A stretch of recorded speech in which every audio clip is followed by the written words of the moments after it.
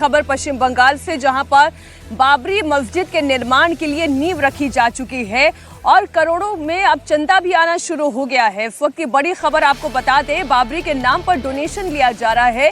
ये कैश से भी हो रहा है, ये क्यूआर कोड से भी हो रहा है। और आपको जानकारी दे दें, बीते 2 दिनों में 2 करोड़ 10 लाख रुपए का चंदा आ चुका है। मस्जिद की नींव रखने के बाद पैसों की जो अभी तक का चंदे के तौर पे जो पैसे मिले हैं उसकी गिनती शुरू हो चुकी है और अभी तक जितनी राशि जारी की गई है, 7 डोनेशन बॉक्स जो अभी खोले नहीं गए हैं, क्यूआर कोड के जरिए जितनी राशि आई है वो सब आपके सामने हम रख रहे हैं। 2 करोड़ 10 लाख रुपए का चंदा आ चुका है। 75 लाख से ज्यादा का तो कैश ही है। इसके अलावा क्यूआर कोड के जरिए 93 लाख रुपए लोगों ने ऑनलाइन भेजे हैं। अभी तक हुमायूं कबीर ने अपने फेसबुक पेज पर जो कैश की गिनती का वीडियो जारी किया है, उसमें लोग हाथों से और मशीन से कैश की गिनती करते हुए दिखाई दे रहे हैं। हुमायूं कबीर के शक्ति नगर वाले घर के ऑफिस में कैश की गिनती चल रही है। पहले दिन 37 लाख रुपए कैश मिला, दूसरे दिन 38 लाख से ज्यादा।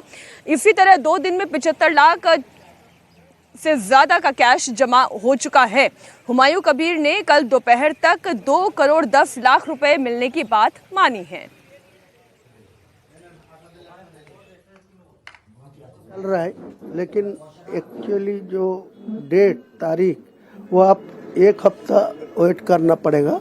1 हफ्ता के बाद जो मैं फाइनल डेट बोलूँगी, फरवरी में चुनाव का डिक्लेयर होने का पहले ये काम शुरू होगा। चुनाव डिक्लेयर होने से पहले क्या इसी जगह पे होगा या फिर अलग कुछ जगह? ये प्रश्नों का उत्तर मैं नहीं दूंगा। 2 दिन 3 दिन पहले लाखों लोग का कुरान पाठ होने का बाद ये काम शुरू होगा। अकाउंट में 2 करोड़ 10 लाख आया।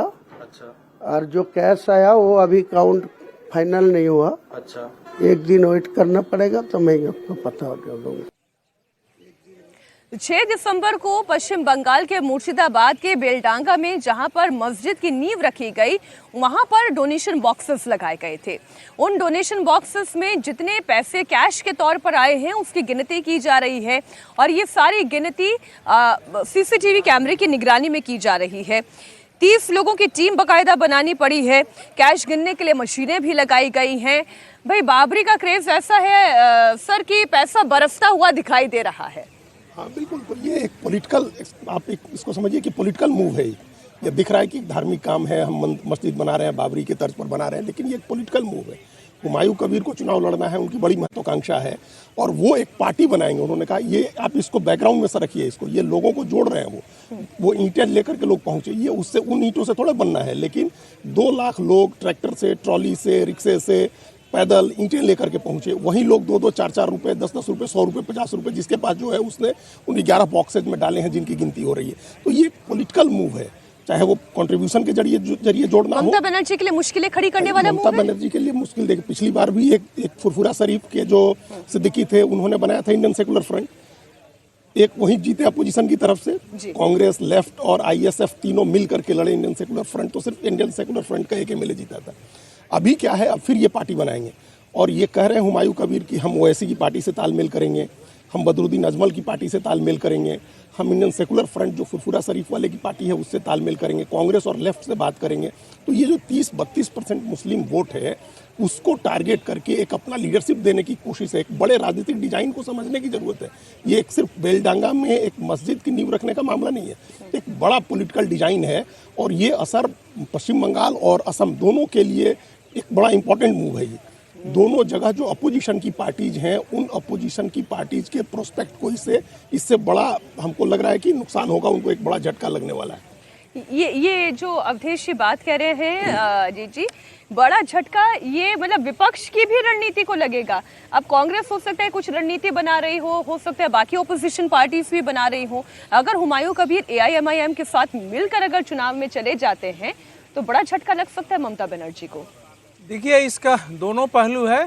एक जो अदित द्विवेदी जी कह रहे हैं कि राजनीति है, निश्चित रूप से राजनीति है, लेकिन एक केवल वोट की राजनीति तक सीमित मामला नहीं है। वोट की राजनीति के लिए इस लेवल तक जाना कि जिस बाबर का यहाँ कोई वंशज नहीं हो, जिस बाबरी मस्जिद को लेकर देश के गैर मुस्लिम समाज में इतना गुस्सा पैदा हुआ हो कि हमारे जो है मान बिंदु पर उसने अटैक किया, तोड़ा, ध्वस्त किया, उसका सुप्रीम कोर्ट में संघर्ष के द्वारा निर्माण हुआ हो, वो बाबरी मस्जिद के उस बाबर के नाम से बाबरी मस्जिद बनाने के लिए अगर कोई अपनी राजनीति साधने के लिए इतना बड़ा अभियान चला रहा है तो इसको यहीं तक नहीं देखना चाहिए। निश्चित रूप से उन्होंने कहा है तो बात हुई होगी, AIMIM के साथ गठबंधन होगा, लेकिन भारत के इस समय मुसलमानों के सामने एक ही लक्ष्य होता है कि हमको भारतीय जनता पार्टी को हराना है। अभी तक उन्होंने उसी रूप में मतदान किया है।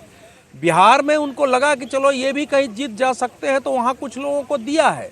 पश्चिम बंगाल में इस समय जो है अभी तक की परिस्थिति आगे जैसा होगा दिखाई देगा कि मुसलमान बीजेपी के आने के भय रहने के बावजूद दूसरी ओर चले जाएंगे। ये अभी थोड़ा समझने में समय लगेगा, लेकिन मूल बात यह है कि इसी प्रकार की पॉलिटिक्स उस समय जिन्ना ने भी कांग्रेस के परे एक पॉलिटिक्स शुरू की, मोहम्मद इकबाल ने भी एक पॉलिटिक्स शुरू की, सैयद अहमद ने पॉलिटिक्स शुरू की, मोहम्मद अली भाइयों ने भी पॉलिटिक्स शुरू की।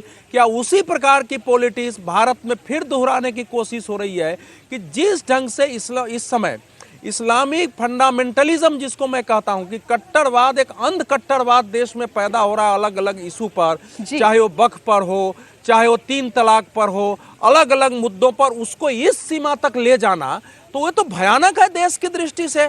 इसका तो चाहे सबसे दुख का विषय यह है कि इस देश के किसी भी गैर भाजपा दल ने खड़ा होकर के इसके विरोध का साहस नहीं किया, केवल कैमरा जाने के बाद बयान दे दिया है कि ये इस प्रकार की राजनीति नहीं होनी चाहिए देश में वोट के लिए।